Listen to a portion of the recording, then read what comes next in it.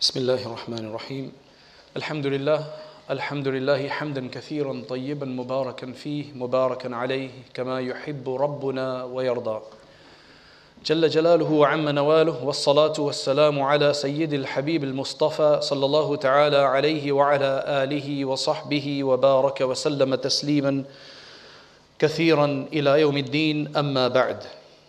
There's a history to this book which, if we understand it, inshallah, that will help us to understand the significance of this work, especially in the English language. It starts off in the 13th century. So we're speaking about 13th century Gregorian. That would mean about 700 years ago. In Alexandria, there was a person whose name was Ahmad ibn Muhammad ibn Ata'illah al-Iskandari. Ahmad ibn Muhammad ibn Ata'illah al-Iskandari. Now, one thing that you'll find very interesting is that his name is Ahmad and his father's name is Muhammad. And that is by no way a misnomer. You have, if you look at many of the famous scholars, you'll find that their names were Muhammad or Ahmad. It was such a popular name, and today, mashallah, it's still a popular name.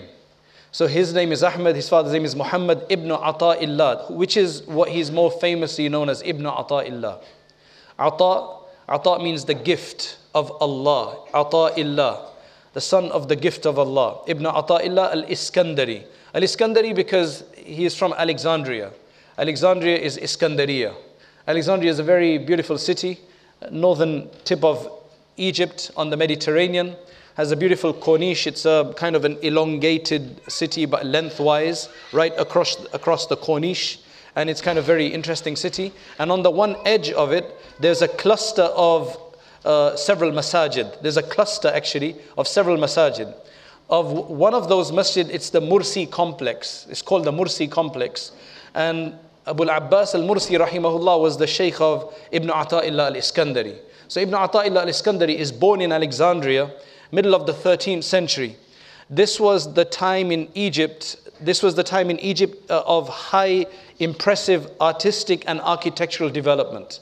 That was the time that was one of the high peaks of the Islamic civilization, especially in Egypt, because you had the Mamluk. This was Mamluk Egypt. The Mamluks were ruling Egypt. And subhanAllah, even if you go today to Egypt and you go behind Jami al-Azhar and you go behind Jami al-Hussein on the opposite side, you'll actually come across numerous complexes that are very old, 700-800 years old, and they are quite amazing.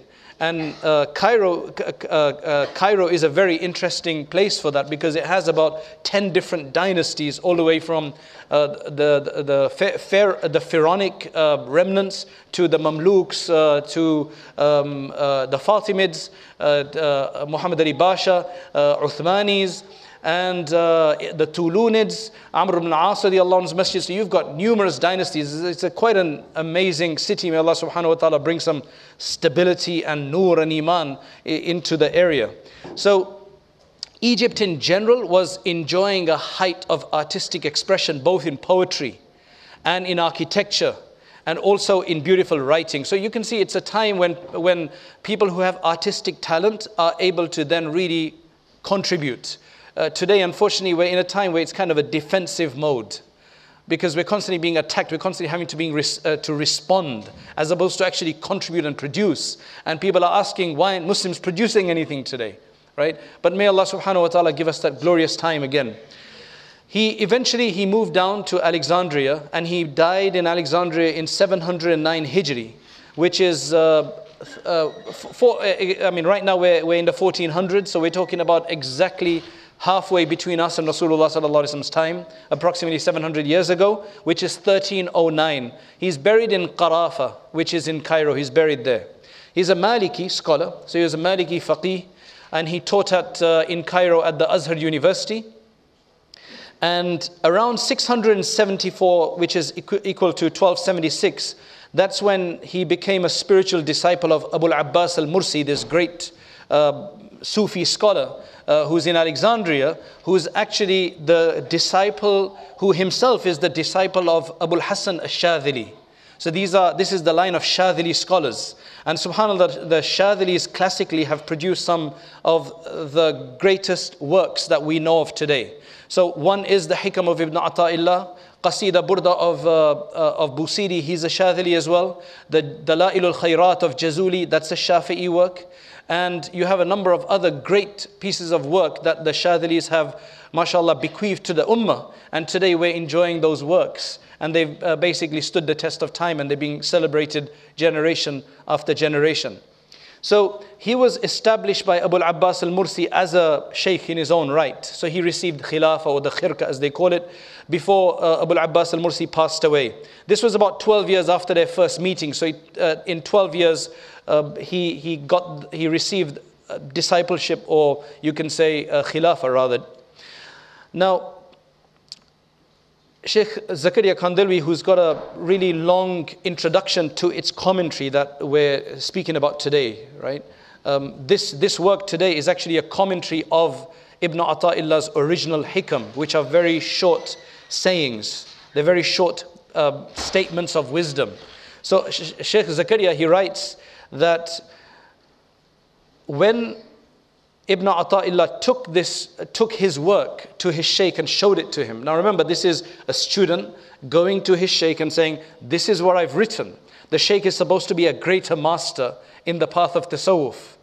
But this is what his sheikh said. He said, my son, in this treatise you have discharged the aims of all friends and even more.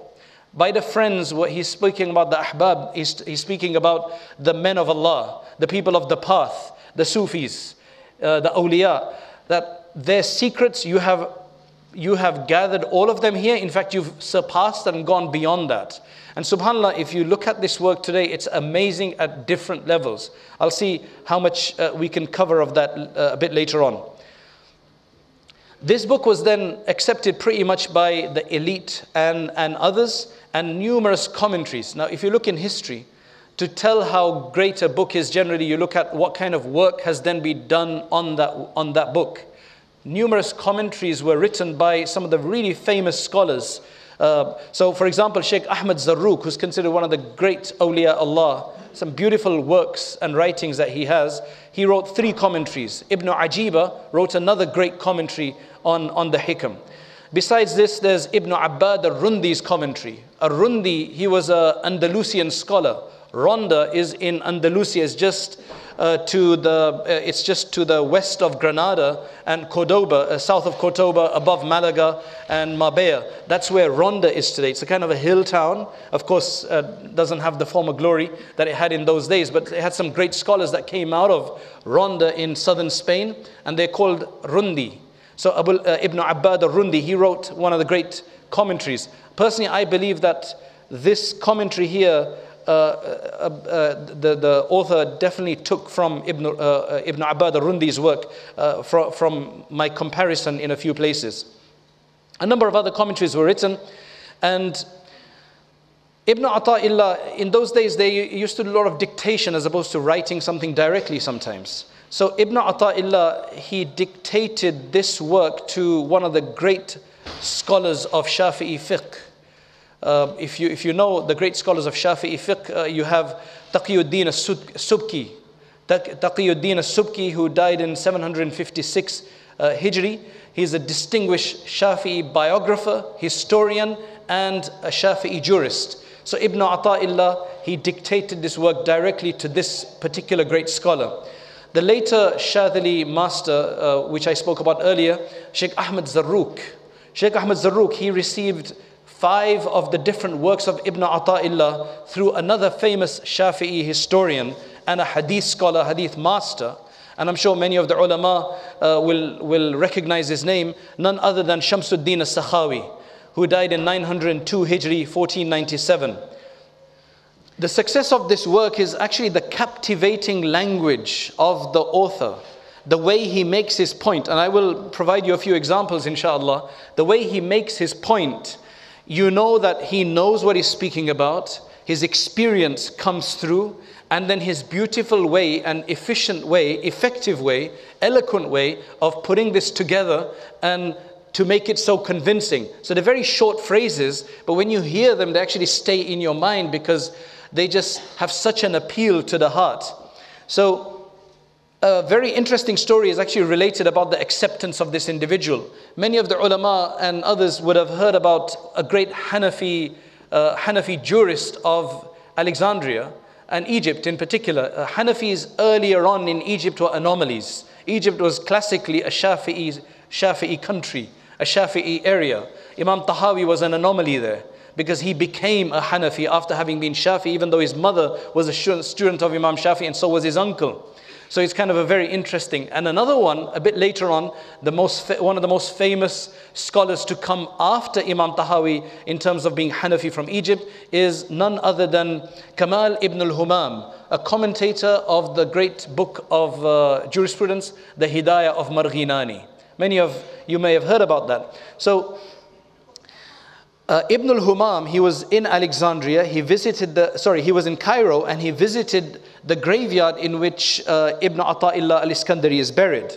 So as he's going past his grave, he was reciting Surah Hud from the Qur'an, and he reached the verse, يَوْمَ يَأْتِ لَا تَكَلَّمُ نَفْسٌ إِلَّا بِإِذْنِهِ فَمِنْهُمْ شَقِيٌّ وَسَعِيدٌ. As he read this verse, so he's reading, as he's going through, he's reading, and when he got to the grave, that's what he recited. This was the verse, which is that the day when no nafs, no body, no person, no soul will be able to speak except with leave from Allah subhanahu wa ta'ala. فَمِنْهُمْ شَقِيٌّ وَسَعِيدٌ. And among them will be the unfortunate ones, the wretched ones, and also the fortunate ones. So among them will be those who've had success, and there'll be those who haven't had success. As soon as he read that verse, he heard Ibn Ata'illah's voice coming from the grave, and this is in his biographies. He says, "O Kamal," this is what he heard, "O Kamal, among us are no unfortunate ones. Among us are no unfortunate ones." So in this graveyard, in this area, there are no unfortunate ones. So then Ibn al-Humam, before his death, he instructed that he should be buried in that graveyard. I mean, I wouldn't mind being buried there either. Subhanallah. Because if you have something of that nature, that's quite amazing. What happens then later on, because we only have a short time, I want to go through the history of this book quickly, because this particular edition, it has at least 4 or 5 different scholars who've contributed to this particular piece of work. So Ibn Ata'illah is who writes about 260 something aphorisms. It's 260 statements, aphorisms, wisdoms. Now, a bit later, some 100 years later on, in about 900s, you have another scholar in the Indian subcontinent who later moved to Makkah Mukarramah. His name was Shaykh Ali Muttaqi, 16th century. He is the great author of the Kanzul Ummal, the great hadith encyclopedic collection. He decided, and although he was from the Chishti school before, but he became Shadhili afterwards. He took the Shadhili tariqah when he went to the Haramain. What he did was, he found the great benefit of this work of Ibn Ata'illah. But what he noticed was that if you read the original Hikam in their original order, we don't generally see a cohesive order in terms of progression or movement. Although the Shadhilis would argue, and I've had this discussion with one of the Shadhilis after I showed him this work, he said, well, that is the secret way that they will take somebody and advance them in the path of tasawwuf, through the way Ibn Ata'illah has ordered his hikam. However, Shaykh Ali Muttaqi decided that to make it more useful, let's take all of the hikam, subject-wise, categorize them under different topics. So he organized it under 30 different chapters on sincerity, on prayer, on poverty, and so on and so forth. On asceticism. So all of those that were everything related to salat, he would put under one chapter, everything related to poverty under another chapter, everything related to ostentation, showing off under another chapter. What that does now is that it makes it very easy for a person to read all the wisdoms that relate to that particular topic together. So this took place around the 16th century. So that's about 400 years ago. Then what happens is, let's move on now to India about 100 years ago. So we have a particular individual who's extremely famous because although he was not a full-fledged official formal scholar, he becomes, you can say, the spiritual master, the spiritual guide of some of the greatest of the scholars of the time during that particular decade or those decades. And this is none other than a person from Thanabawan whose name was Haji Imdadullah. Haji Imdadullah. He instructed one of his students, Maulana Khalil Ahmad Saharanpuri, who died in 1927, which is 1346 Hijri. He told him that you take this Shaykh Ali Muttaqi's work. He saw the benefit of it, and he said, I want you to translate this into Urdu. So Shaykh Ali Muttaqi, Shaykh Maulana Khalil Ahmad Saharanpuri, based on this instruction from his Shaykh, although he received his khilafah later from Maulana Rashid Ahmad Gangohi, though he started off with Haji Imdadullah initially, he translated it and he called it Itmamun Ni'am. Itmamun Ni'am.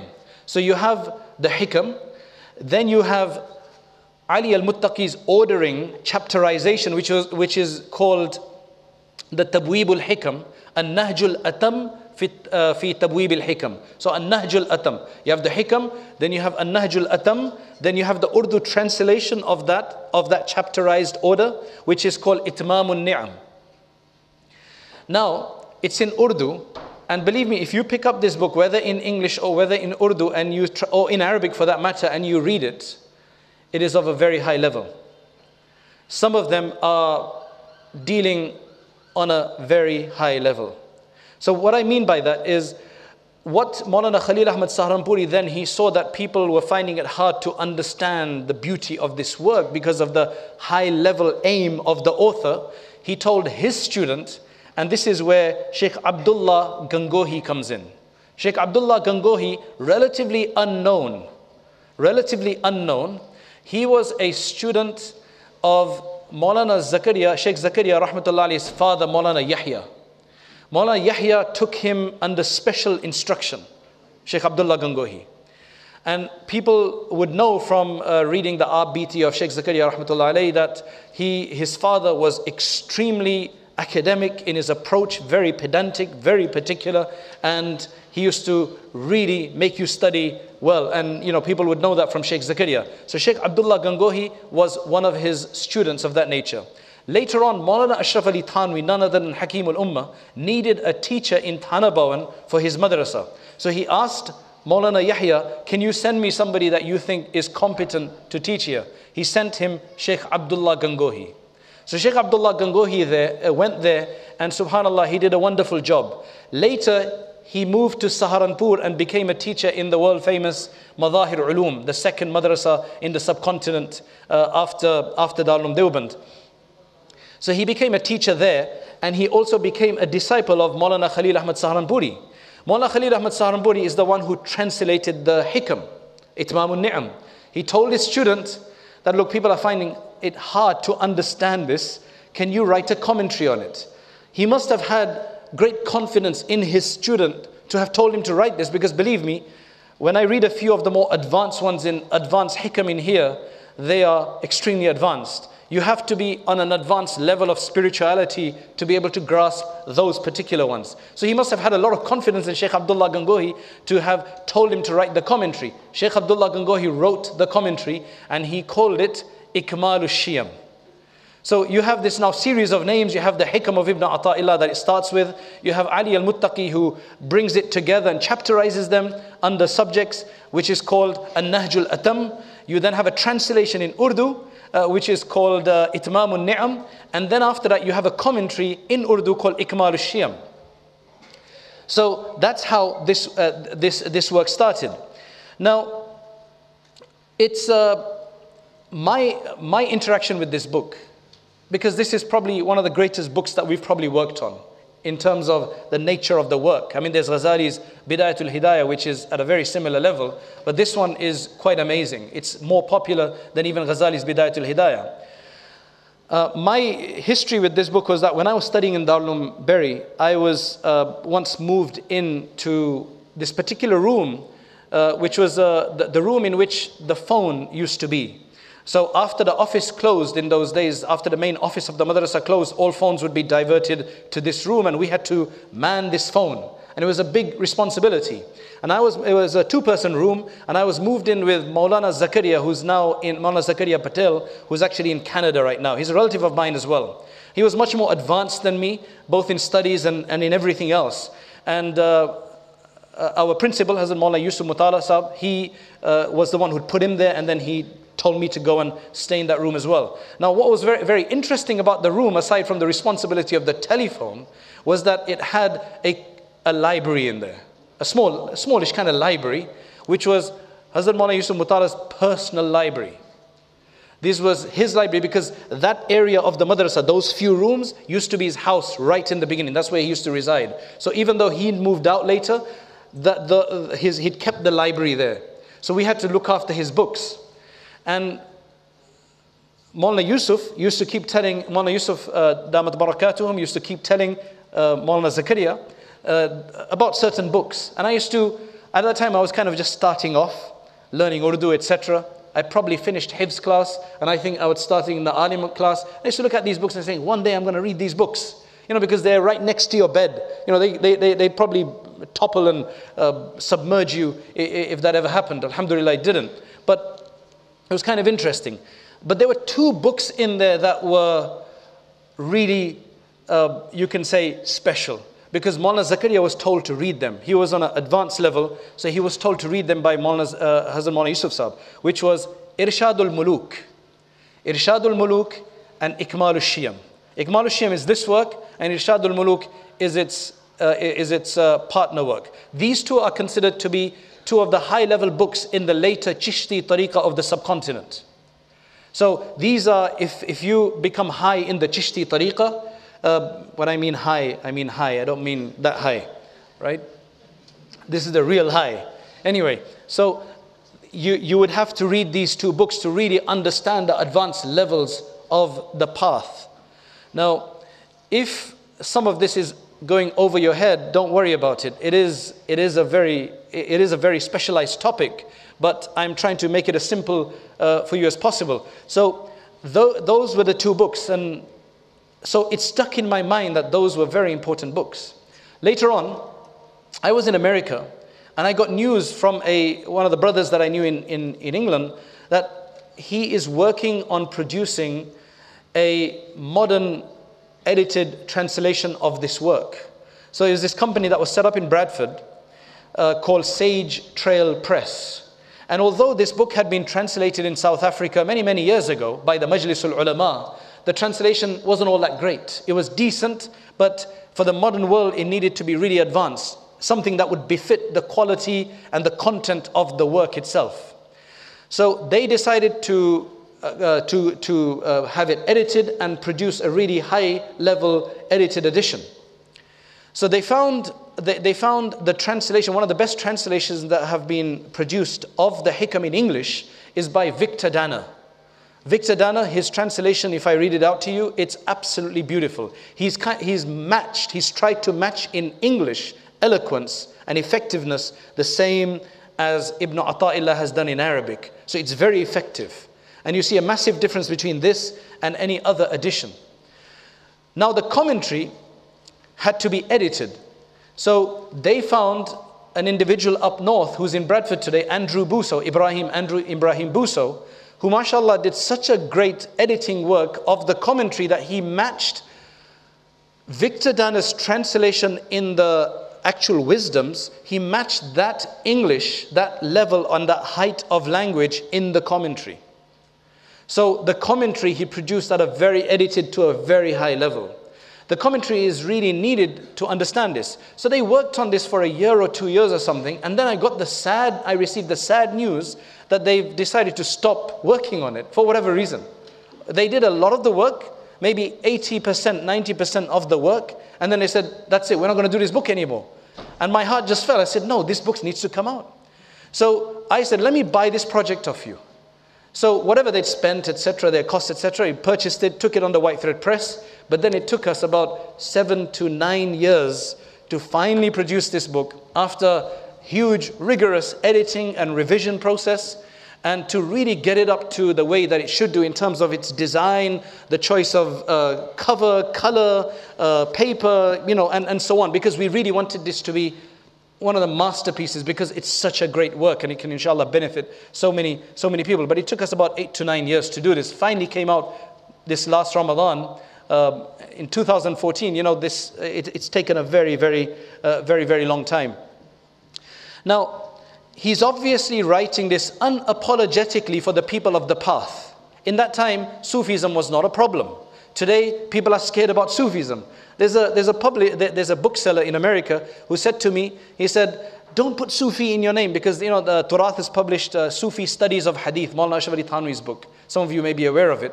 So he said, we find it difficult to sell books when it has Sufi on it, because there's such a propaganda against Sufism, because there are exotic versions of or manifestations of Sufism out there that give Sufism a bad name. Look, in any field there's going to be degenerated forms. It's just Sufism is more prone to abuse as opposed to jurisprudence, or as opposed to tafsir for that matter. Even tafsir is prone. I mean, you've got feminists writing tafsir today saying that all the men who've written tafsir beforehand, they've all been biased against women, so now we shouldn't read any male written tafsirs, which are pretty much all the tafsirs written of the past, right? And we need to have a new tafsirs. So everything is open to abuse. Now, because you've got some exotic Sufis that do some strange things here and there, everybody's painted with the same brush. However, in his time, and for basically 1200 years, 1300 years, except until the early part of the last century, and only now, alhamdulillah, things are picking up again, right? There's never been a problem. It was, in fact, Sufism was popular. In some countries, it's still popular. Today here, people ask you, what madhab are you, brother? Right? Hanafi, Shafi'i, Salafi, Hanbali, whatever you are, right? I'm saying that as though Salafi is a madhab, because it is a madhab. It's a fifth madhab, by the way, right? That's my research. Salafism is a fifth madhab, right? And I say this very clearly because it is. It's nothing other than taqleed of another set of scholars. It's nothing different than that, right? And there's nothing, if they're clear about that, then that's fine. Anyway, to move on, if you go to Turkey today, they actually still ask you which madhab and which tariqah are you.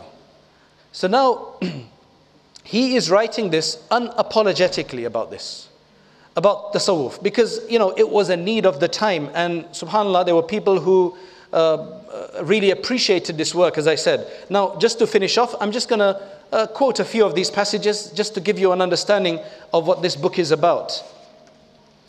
So it starts off with some things that are easy to manage, that are at a basic level that everybody will understand. So for example, he says, "Al-ilmu in qaranathu al-khashya falak wa illa fa'alayk." Now you'll probably appreciate this more if you understand Arabic, but because of Victor Dana's translation, it does make it easy. He says, if fear is united with knowledge, then it is for you. If not, then it is against you.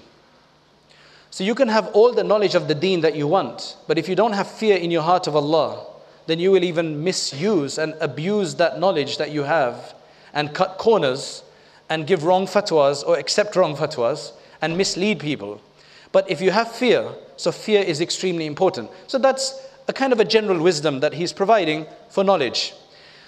Another one is, it gets a bit more complex, but it's still, for the most part, manageable for most people. And he speaks at different levels. Now listen to this carefully. He says, this is the aphorism number 13 in his original collection, but it's on page 95 here if anybody has this edition. He says, كيف يشرق قلب صور الأكوان منطبعة في مرآته أم كيف يرحل إلى الله وهو مكبل بشهواته أم كيف يطمع أن يدخل حضرة الله وهو لم يتطهر من جنابة غفلاته أم كيف يرجو أن يفهم دقائق الأسرار وهو لم يتب من هفواته. So he's speaking on many different levels, but let's see. How can the heart be illumined while the forms of creatures are reflected in its mirror? How can the heart be illumined when the forms of creatures are illumined in its mirror, are reflected in its mirror? how can the heart be illuminated by the nur of Allah if the reflections in our heart is for property, is for a car, is for a particular individual, or is for something else of the dunya that we love, and that's consumed our heart? Then how can the nur of Allah subhanahu wa ta'ala enter our hearts? Then he says, or how can it journey to Allah while shackled by its passions? If our desires of the world are so strong, for good clothing, branded, it has to be branded, for the next phone or for whatever it may be. So we are basically shackled and fettered and chained down by these shahawat. They won't allow us to get close to Allah in this spiritual path. So that's what he says. Then he says, or how can it desire, and subhanAllah, this one is frightening, because he says, how can it desire to enter the presence of Allah while it has not yet purified itself of the stain of its forgetfulness? What that means is, in our masjids today, we've dedicated our places of prayer as a masjid. The only thing that tells us that a place is a masjid is the fact that we've designated it as such. We generally put a mihrab up there, a pulpit, and it has mats that face the qibla. That's what it is. Now anybody who sees that, and if they're unclean, they're going to feel that I can't go into this place. Women with menstruation will not be able to go in a masjid. Likewise, men who are in a seminally defiled state, they're not allowed to go into a masjid. Somebody who's come in really dirty, smelly, sweaty, you're going to say, brother, this is not the place for you. Let's get washed up, because we're told to avoid. Now that's a place we've designated, and we have this law that we apply to ourselves. Now can you imagine the court of Allah subhanahu wa ta'ala? How are our hearts, which are dirty of forgetfulness, impure, which are submerged in their darkness of sins, how are they going to find a place in this pure court of Allah subhanahu wa ta'ala? If unclean people, impure people are not allowed to come into the masjid in this world. So look where he takes us from, and look where he is taking us to. That's the secret of this work. It's the beauty in which he discusses these things. And then finally he says, which is on a very high level, he says, or how can it understand the subtle points of mysteries while it has not yet repented of its offenses? That's on a very high tasawwuf level. How can it understand the higher realms of the secrets that Allah subhanahu wa ta'ala would open up to them and give them the haqa'iq and the realities of things if a person has not repented of its offenses? One of my most famous quotes from this book is this, which has so much hope, but it does it in a way that you can't abuse the hope that he gives you. Listen to this carefully. He says, لا صغيرة إذا قابلك عدله ولا كبيرة إذا واجهك فضله. That's it. لا صغيرة إذا قابلك عدله ولا كبيرة إذا واجهك فضله. There is no minor sin. There is no minor sin when his justice confronts you. And there is no major sin when his grace confronts you. Now just think over that for a while. It's self-explanatory, but it just needs a bit of thought. Basically what he's saying is, if Allah subhanahu wa ta'ala starts to deal with us with justice, for everything we've done wrong, whether it be minor or major, then does it matter that it's minor? Because when it's about justice, then he has the right to punish us even for minor sins. Then we can't just pass off sins. Oh, that's just makruh tanzihi. That's just a minor sin. It's just a minor problem. So when it comes to justice, then even a minor sin would become a major sin, when you look at it from that perspective. However, a person has committed many major sins. They're worried now. So then he says, there is no major sin when his grace confronts you. So if he's going to deal with us with his grace because of a simple single deed that he may have liked of ours, which we tried and we had all sincerity, then even our major sins will suddenly become nothing, because his grace is not to be diminished and not to be considered small. It will overcome any major sin. Just two more. He says, إذا وقع منك ذنب فلا يكن سببا ليأسك من حصول الاستقامة مع ربك فقد يكون ذلك آخر ذنب قدر عليك. He says, when you commit a sin, let it not be a reason for your despairing of attaining to righteousness before your Lord, for that might be the last decreed for you. Now what that means is something very simple. He says that, many of us, we have a sin that we commit over and over. We do tawbah over and over, but we go back to committing it. Eventually what shaitan puts in our mind is that there's no point making tawbah because you've done it so many times and you've still committed the sin. And you've reneged on your repentance. So then he gives hope and he says that when you do commit a sin again, don't let that be a reason for your despairing that you will never attain istiqamah, that you will never become strong and steadfast. Because this sin that you've just committed, if you make tawbah now, it may be the last one that you'll ever commit in your life. So he's giving us hope.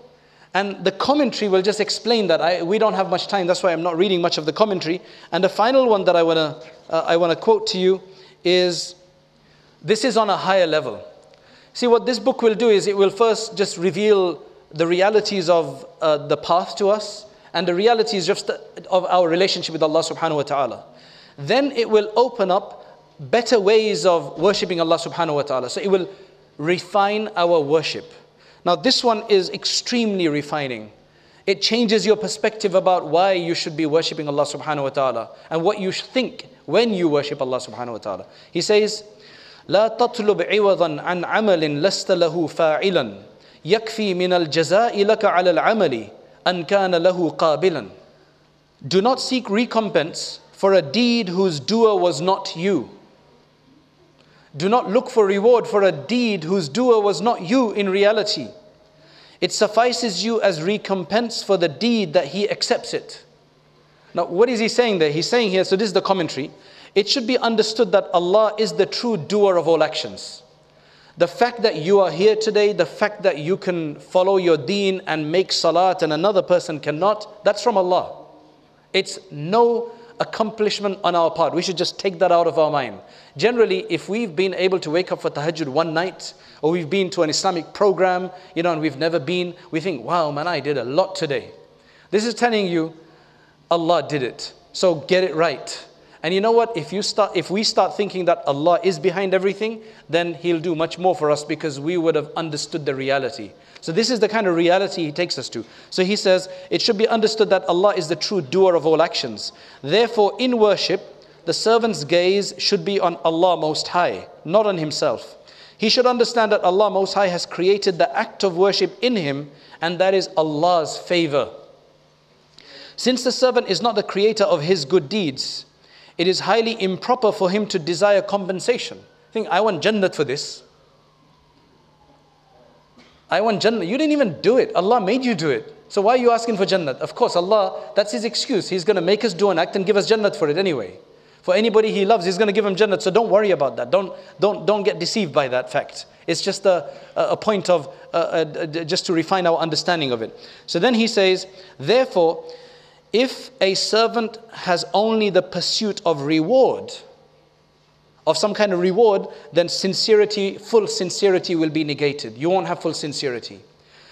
In fact, the servant deserves to be apprehended on this fact and punished for it. Sincerity is that I do something for Allah just to make Him happy. Because I'm His servant. He gave me this world and He told me what to do, and that's what I want to do, and that's all I'm required to do. And of course, we know from Allah's promises that He will give us great rewards. So khalas, let's not focus on that. Let's focus on the sincerity. And that's why He says in another place, al-a'malu suwarun, that actions are merely just forms. They're just external forms. What makes them real, what makes them accepted is the fact that you have ikhlas in those actions and a feeling and a concentration and a devotion in those actions. So may Allah subhanahu wa ta'ala give us a tawfiq. May Allah subhanahu wa ta'ala bring us closer to Him and give us a better understanding of Him and worshipping Him. And may Allah refine our worship of Him. Wa akhiru da'wana anil hamdulillahi rabbil alameen.